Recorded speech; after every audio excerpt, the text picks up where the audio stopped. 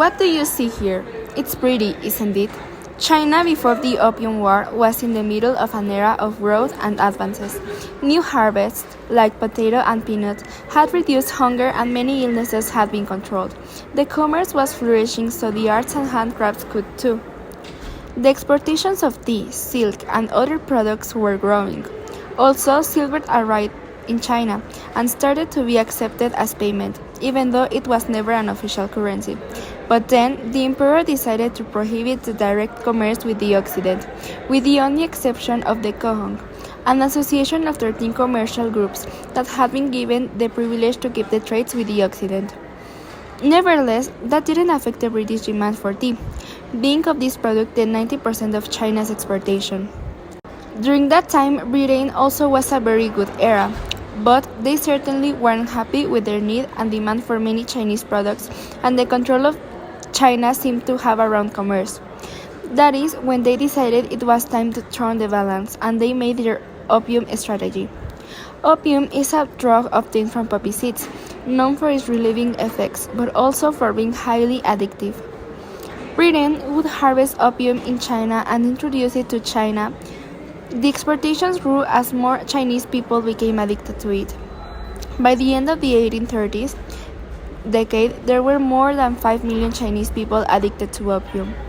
Because of the social and economical problems of opium addiction brought to the country, Chinese government had to take action to stop it. The first attempt was illegalizing opium commerce, but it was not successful and the exportations continued. Angry and annoyed because of Britain's indifference to the law, Chinese government confiscated and destroyed great quantities of opium. Britain reacted with naval blockades and military force.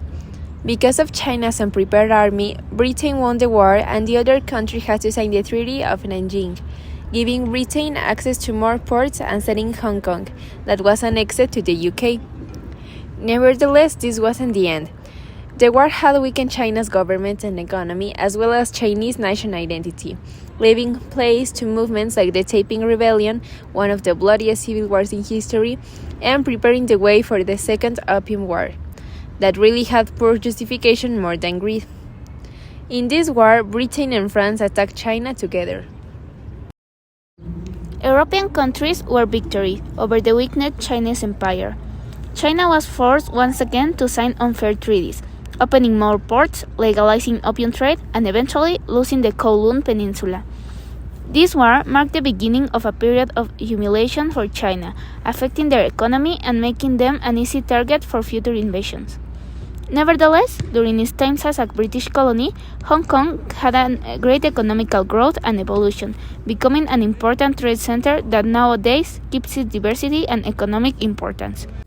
Hong Kong was given back to China in 1994, but it is fair to say that the island does not have the same national identity as the country, having different roots and backgrounds shaping their culture. Maybe British interventions in China were unfair and with poor justification, but from the colonizers' perspective, they were the right thing to do in order to expand commerce and their economy, which might be greedy, but at the end of the day, it is something that every country would do if they were in that superior position.